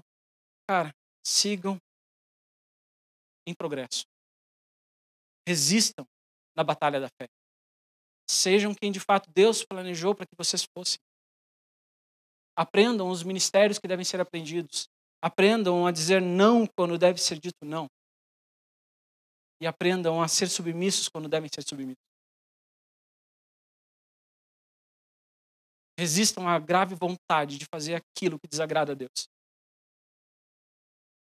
E permaneçam no mesmo Espírito, louvando a Deus em todas as coisas. E agradecendo pela vida e tudo que nela há. É um presente de Deus, meus irmãos, estarmos aqui. É a vida de Deus que nos movimenta, por causa dele que nós estamos aqui. E nesse ato, meus irmãos, de coragem, de volição, de propósito, eu gostaria que você se colocasse de pé.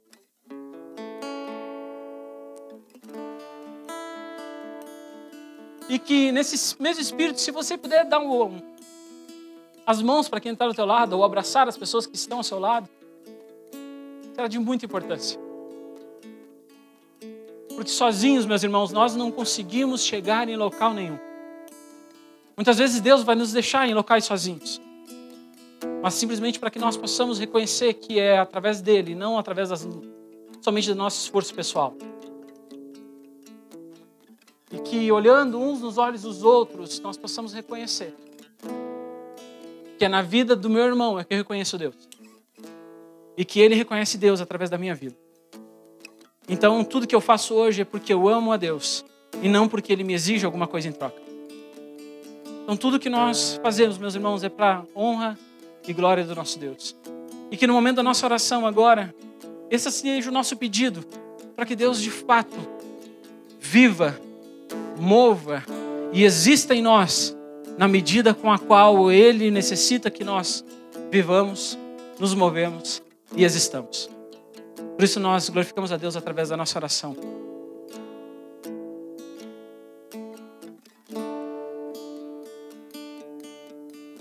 Pai, só podia ser através do Teu Santo Espírito nessa noite. Não há mérito nenhum, Senhor Deus, em tudo aquilo que o Senhor quer que nós façamos. Mas nós vamos fazer tudo, Senhor Deus, porque é para a honra e glória do Teu santo nome. Porque o Senhor nos amou primeiro, é que nós agora amamos. É porque o Senhor se deu por nossas vidas, é que em Ti, Senhor Deus, nós confiamos os nossos pensamentos, confiamos as nossas ações, confiamos os nossos pés, confiamos a nossa mente, Senhor Deus, para que tudo o que façamos, Senhor Deus, seja para a honra e glória do Teu nome.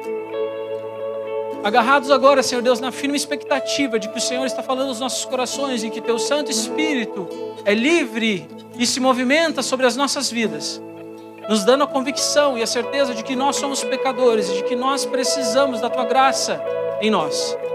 De que nós, por nós mesmos, não conseguiríamos vencer as tentações, que não fosse a respeito da Tua vontade em nós, nos movendo a vivermos uma vida em santidade, nos movendo, Senhor Deus, a vivermos uma vida ao qual se vale a pena ser vivida. Pois isso aqui, Senhor Deus, e essa vida, ela não é uma vida de graça, ela é uma vida pela graça. É uma vida que nós nos movimentamos, existimos, Senhor Deus, porque simplesmente o Senhor deu um ato, um decreto de que nós devêssemos existir uns nas vidas dos outros. E que o Teu Santo Espírito, Deus querido, continue existindo, movendo, Senhor Deus, e dando entendimento, graça, àquele, Senhor Deus, a qual pede, a qual busca, a qual intercede, Senhor Deus, para que a sua vida seja uma vida diferente. Eu, há muitos anos atrás, Senhor Deus, eu pedi que a minha vida fosse impactada pelo Teu Santo Espírito e que minha vida nunca mais fosse a mesma. E o Senhor tem feito isso diariamente, mesmo muitas vezes contra a minha vontade, mesmo muitas vezes contra, Senhor Deus, o meu querer. Mas é porque eu amo o Senhor e eu entendo a Tua mensagem, e é que eu me disponho, Senhor Deus, a viver uma vida de amor, a uma vida de renúncias, a uma vida, Senhor Deus, em que coloca o Senhor em primeiro lugar, e somente o Senhor pode ser visto. O Elias jamais pode ser visto, o meu eu jamais pode ser visto, e o Senhor é quem pode ser.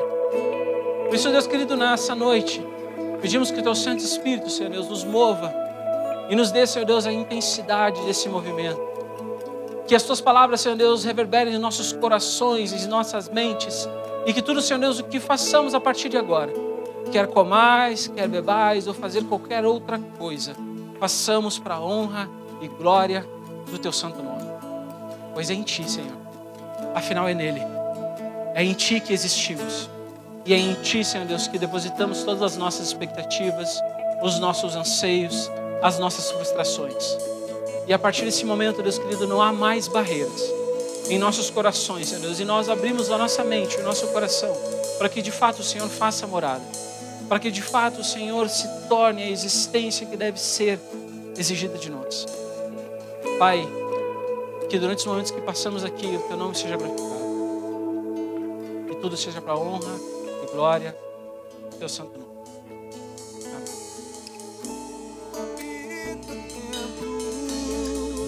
Mora em coração. corações, muitos não conhecem, mas nós sabemos que és o único Deus, oh Deus que fez o mundo, criou tudo.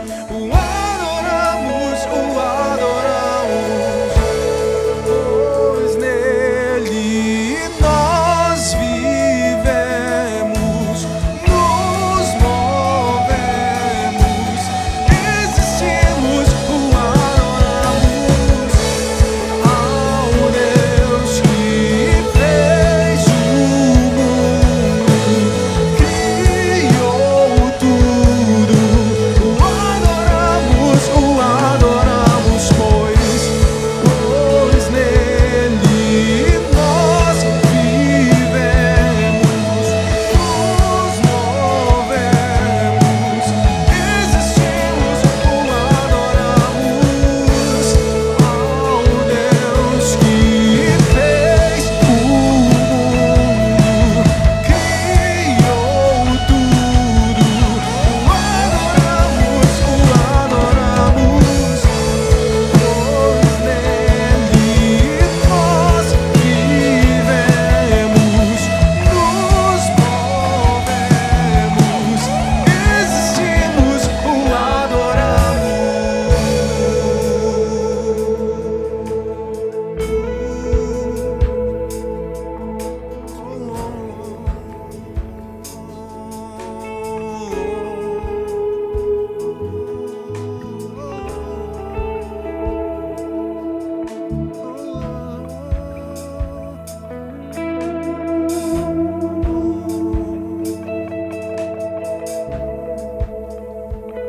pra te adorar, ó Rei dos Reis, foi que eu nasci, ó Rei Jesus.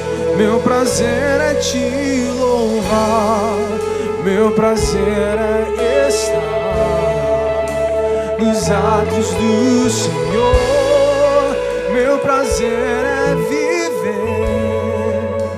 na casa que tens, onde flui o amor, em espírito, em verdade. Te adoramos, te adoramos, em espírito, em verdade. Te adoramos, te adoramos, Rei dos Reis e Senhor, te entregamos nosso viver. Rei dos Reis, Rei dos Reis e Senhor, aleluia, te entregamos nosso viver pra te adorar, ó Rei dos Reis. Foi que eu nasci, ó Rei Jesus. Meu prazer é te louvar, meu prazer é estar nos atos do Senhor, meu prazer é viver na casa de Deus, onde flui o amor.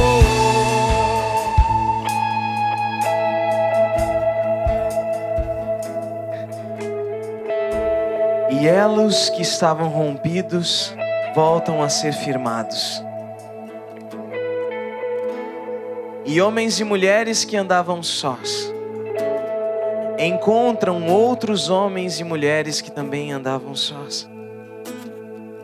E em um tempo em que o Senhor escolheu para que diante da solitude da nossa alma, prostrados em dores, encontramos a humilhação do nosso ser, para que diante da luz resplandecente, da glória que se manifesta na morte e morte de cruz,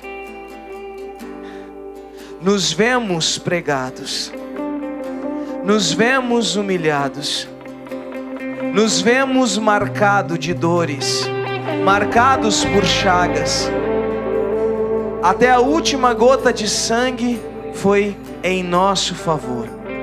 E quando vemos, entendemos que tudo isso não foi somente por nós, mas foi por todos nós.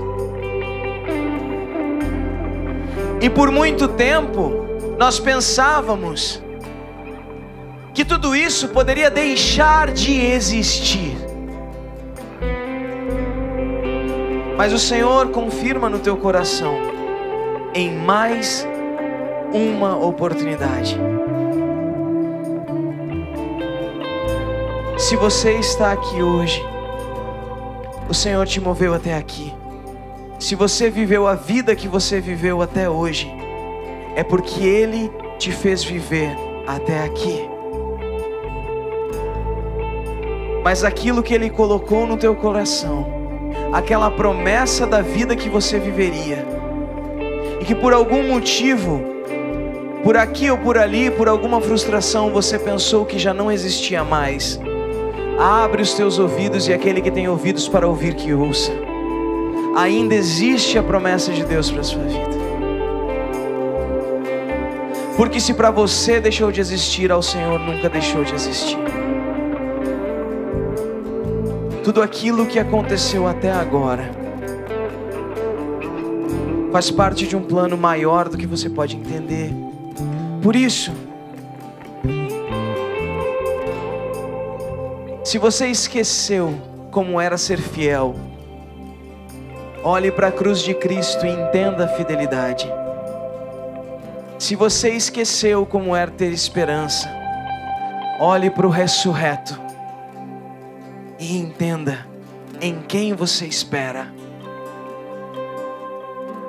Não estamos aqui para apontar erros e falhas, mas estamos aqui para apontar para a cruz de Cristo. E diante dela, todos iguais. E não há joelho que resista. Tamanha a glória, tamanho o reinado e a majestade do nosso Senhor Jesus. Em Ti vivemos, Senhor, nos movemos e existimos, porque somos Tua feitura, somos Tua geração. Não uma geração melhor do que as gerações que passaram, não. Somos aqueles que temos o propósito da nossa vida de dobrarmos o nosso joelho em arrependimento e reconhecermos uma esperança que há, que viveremos e confiamos, porque existe aquilo que o mundo diz que já não existe mais. Vínculos que nos unem, nos aperfeiçoam, nos forjam, nos remodelam, nos quebram em humildade e nos reconstrói em zelo. Quem somos nós, Senhor? Somos Teus filhos, dispostos a celebrar, mas também dispostos à Tua disciplina.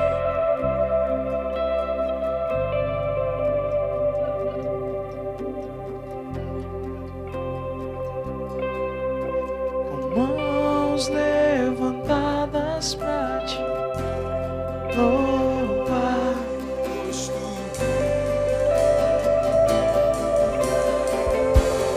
meu ser a Ti, ó Senhor, se rende. O que sou é Teu. Erga suas mãos e cante. Estarei com mãos levantadas a Ti louvar, pois Tu deste tudo a mim, meu ser. A Ti, ó Senhor,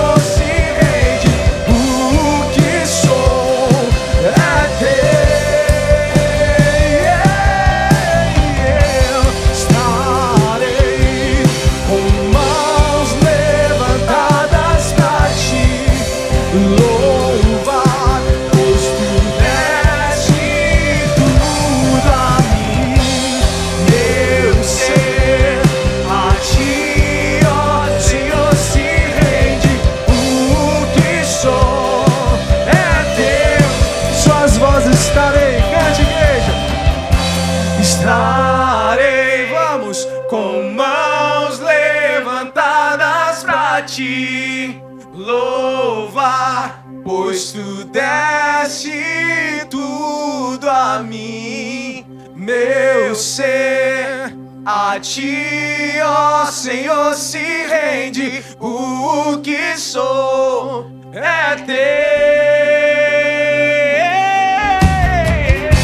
Estarei com mãos levantadas pra louvar, pois tu deste tudo a mim, meu ser. A ti, ó Senhor, se rende, o que sou é teu. O que posso dizer?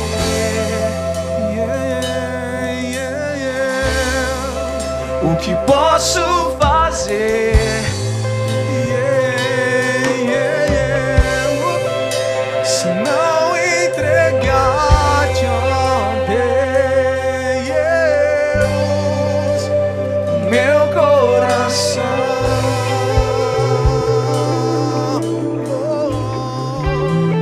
Posso dizer,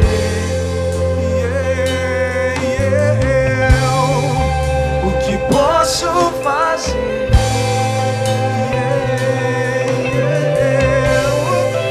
Se não entregar, ó Deus, meu coração.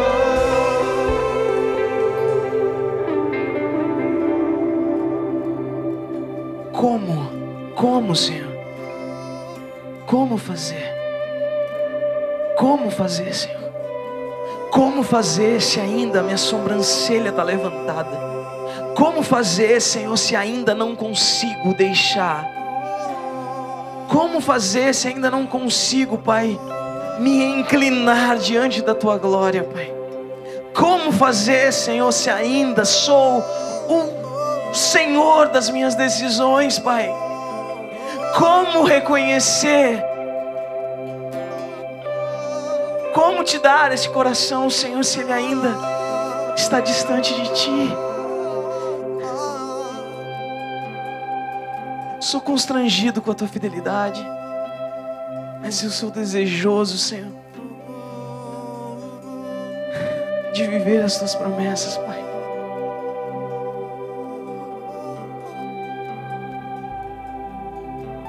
Eu quero Te entregar tudo, Pai. E eu creio, Senhor, que nós estamos no caminho. Que não se perca, Pai, aquilo que somos movidos a fazer. Que não se perca, Pai, de forma alguma, aquilo que foi semeado nos nossos corações hoje. Uma semente que vem, Senhor, direto do semeador que é Tu, Senhor. É semente de trigo, não é semente de joio. E encontra a terra fértil. Por isso, temos a certeza que esse ano que começa está repleto de um amadurecimento. Porque já se foi o tempo quando éramos meninos fazíamos e pensávamos coisas de meninos. Mas agora que já somos crescidos, podemos Te ver, Senhor. E aquilo que vemos ainda é um vislumbre, como uma imagem em um espelho embaçado. Mas chegará o dia que Te veremos face a face. E o que veremos, Pai? Estou contente, Senhor, em ver o latão reluzente do brilho dos Teus pés, porque é onde eu estarei, Pai. Porque é o lugar do meu prazer. E somos gratos por uma pequena comunidade, em uma pequena cidade, com aqueles que são pequenos, ainda encontrarmos o brilho de uma glória que nunca seria nossa, mas que vem do céu para nos provar que existe, sempre existiu, porque a vida prova, e aonde o Senhor nos trouxe é a evidência cabal. Já era, Senhor, não há mais nada que seja necessário, por isso somos gratos, em nome de Jesus. Amém, igreja. Então aplaude o Senhor.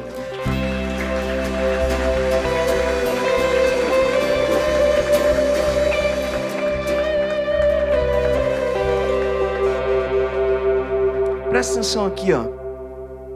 Pode ficar assim do jeito que tu tá. Pode ir aonde o Senhor te mandou ir agora, que tu ficou com vergonha de ir no meio da ministração. O Senhor te mandou ir lá e abraçar aquele irmão que você sabe quem é. Não é aquele de sempre, é aquele que é improvável. E vai vir outra pessoa te abraçar nesse meio tempo, mas não deixa de ir naquele irmão que o Senhor falou contigo, para que você abrace ele. E se é algo de Deus que você precisa falar, fale. E se não tem nada para falar, só abrace. E pode sair do teu lugar. Pode fazer. Você pode resistir quando você quiser. Vai e faz. Você vai dar um disfarce, vai pegar esse, pegar aquele. Vai e faz. Mente ligados, unidos, vivendo em amor, uma família, sem qualquer falsidade, vivendo a verdade, expressando a glória do Senhor, uma família, vivendo o compromisso do grande amor de Cristo. Eu preciso de ti, querido irmão. Somos corpo e assim bem ajustados, totalmente ligados, unidos, vivendo em amor, uma família.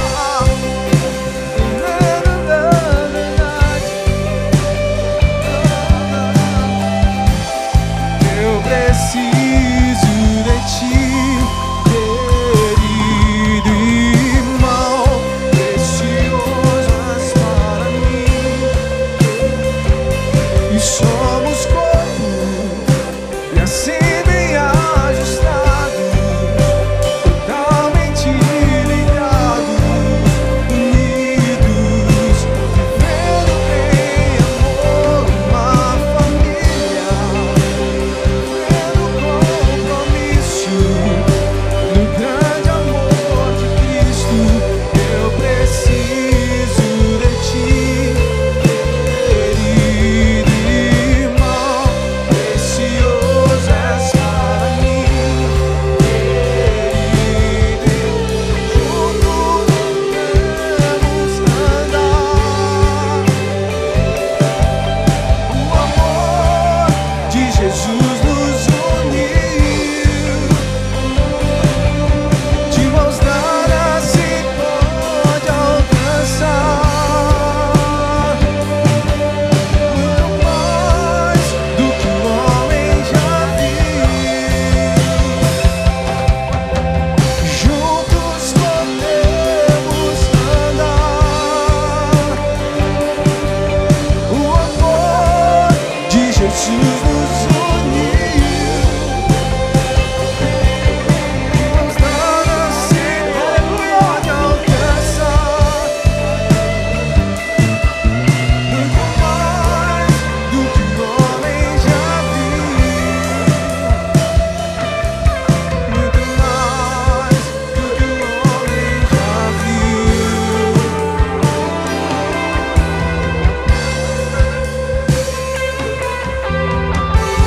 Vamos lá, nós vamos.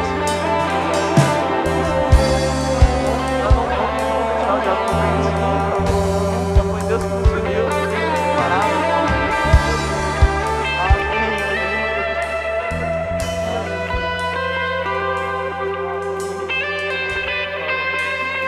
O que nos uniu é um presente que Deus me deu. Eu falo isso pra todo mundo.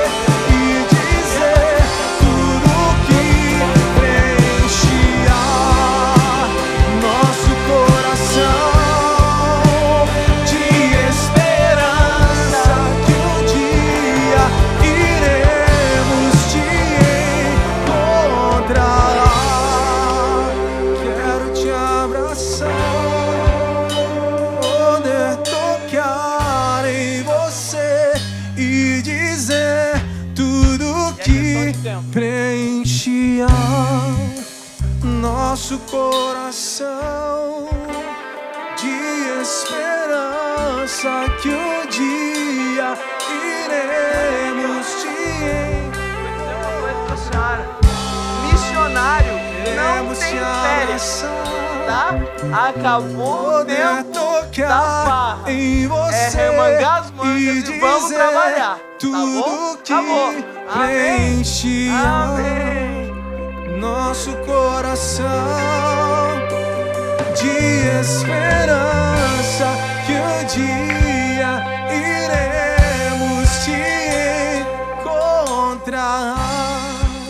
Queremos te abraçar, poder tocar em você e dizer tudo que preenchia nosso coração de esperança que um dia iremos te encontrar. E os sonhos de Deus se realizam e se transformam nos nossos, em nome de Jesus. Amém, igreja? Amém. Aplaude o Senhor aí então.